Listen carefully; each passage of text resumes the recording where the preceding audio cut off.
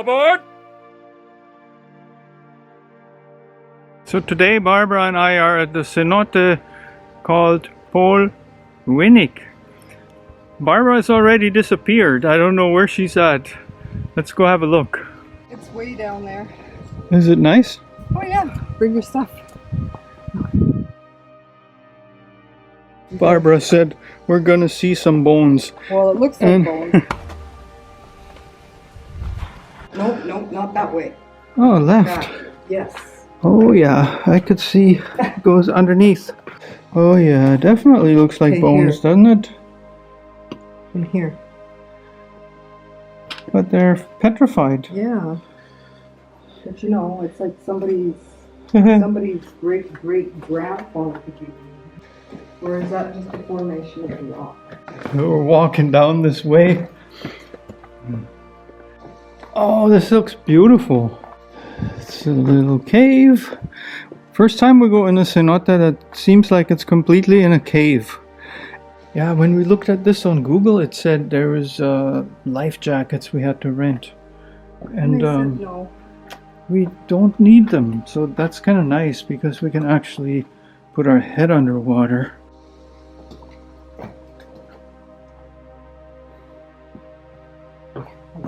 Whoa! And we look behind me, isn't that beautiful? Pool Uinic is a very small cenote and it is very deep underground. To be honest with you, I had a hard time even seeing the footage that I'm showing you here. I had to boost it way up for the exposure because it was so dark down there. Before we went into the cenote, a lady who showed us the entrance had to turn on a light switch. And there was just one light bulb hanging from the ceiling, I guess you would call it. So if this footage is grainy, that's why. I hope you enjoy it anyways.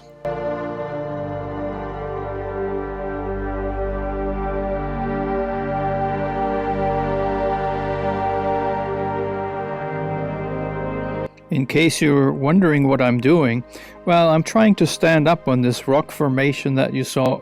The landscape under the water is quite interesting in this cenote.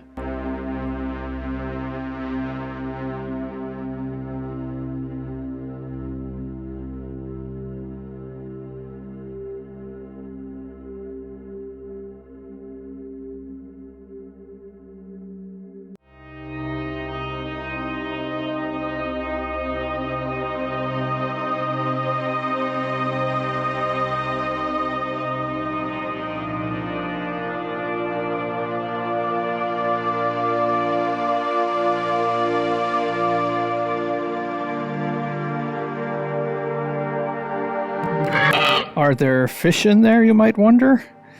Yeah, but they're little. No sharks.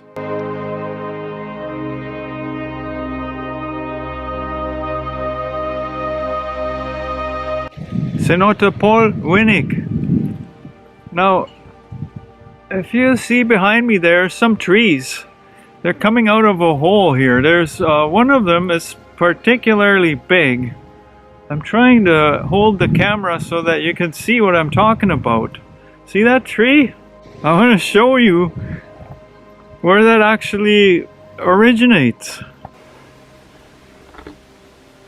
That's where the roots are. Same tree growing out of the hole.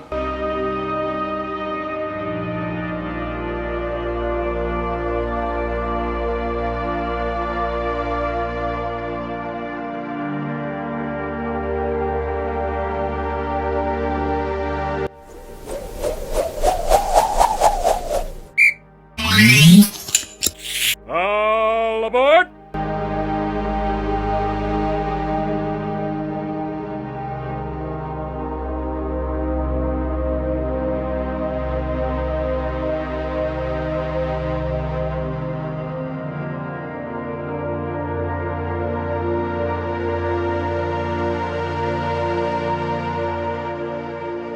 We're at the Cenote San Antonio, which wasn't really the one that we were trying to go to, but we ended up at a place where I thought the cenote was going to be. And what it really was somebody's house where they call it Parador Turístico. So what they do, they drive you from one cenote to another, do like a whole big tour and stuff for cash. And well, we said we don't want that. We want to visit one cenote, spend a couple of hours, and then we're good. You know, we don't want to do more than that. Now, she had a whole big selection of different cenotes they could bring us to, show us. And of course we didn't remember the name of the one that we were trying to go to, but I remembered the rough location, which wasn't very far from where we were. But then what happened is like there was one, San Antonio. Of course the name stands out because it's Spanish. Every other name here is something else. It's Mayan.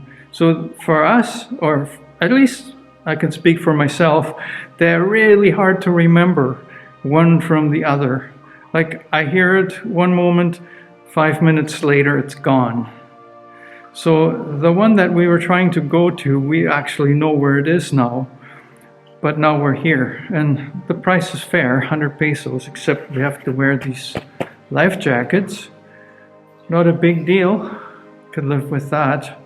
This cenote was also in a cave and would have been really dark, but there was better lighting in here and it was a bit larger. The downside was that we only had it to ourselves for part of the time, but who's to complain? This is a beautiful place also.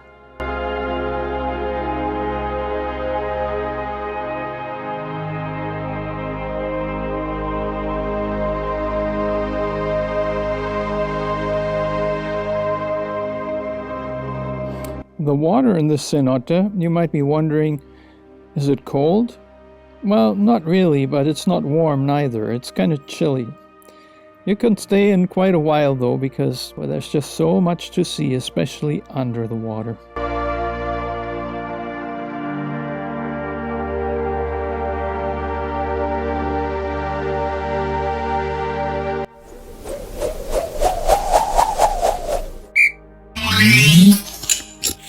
All aboard! So this Sunday, so we're on our way to Cenote number 3 in this town. And it's been dirt road for the last little bit. Can't be very far. A little bit further yet. Cenote Yaxbacaltun was way outside of town.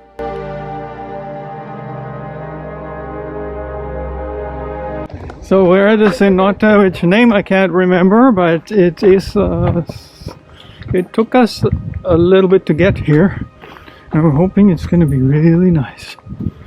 There's a renta de cabañas, 350 per night. That's not a bad deal. A seating area, and we're coming up on the cenote.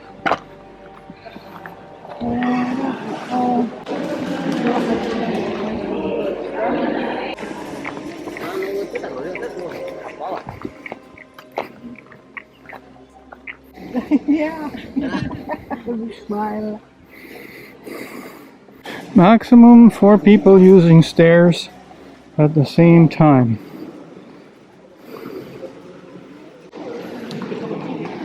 See if I can go this way.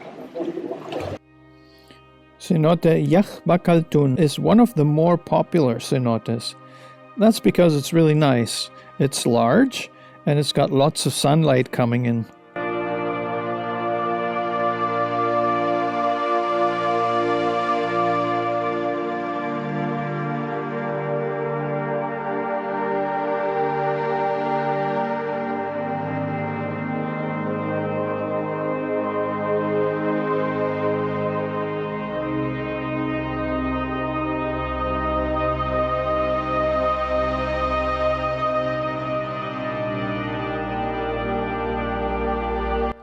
Homun, a small Mexican town, has at least 21 cenotes that we know of. There might be even more. We enjoyed visiting one cenote at a time and only one a day. It allowed us to enjoy it to the fullest. We spent like 2 or 2.5 hours in there. And the next day, we had a new adventure, new cenote. We could do this for 3 weeks straight in this town and never get tired of it.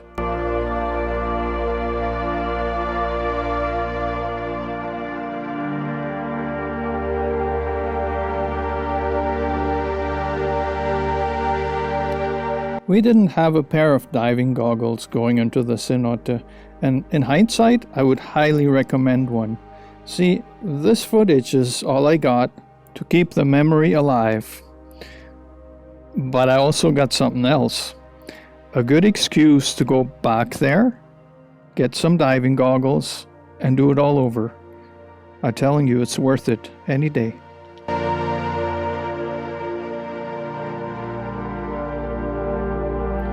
Barbara had the time of her life, believe it or not, making friends with dragonflies.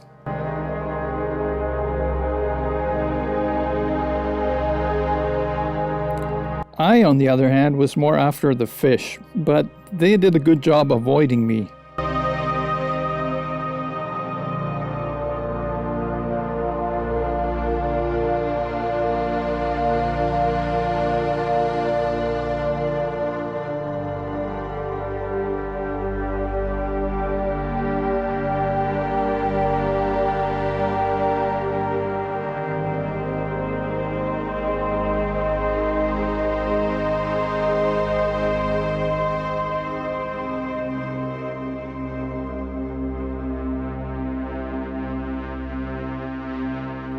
Well, I hope you enjoyed my footage of the 3 cenotes we visited.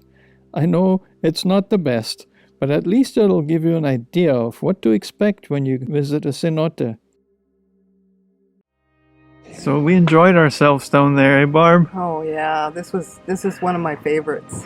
Yeah, it's half dark because it's in a cave, but the hole at the top is so big in the cenote that there's enough sunlight coming on. And on one side it's totally daylight, and on the other side it's kind of dark, but you could see pretty well. Before you click off, say hello to the crocodile and give this video a thumbs up. And if you haven't subscribed yet, hey, what are you waiting for? It's free.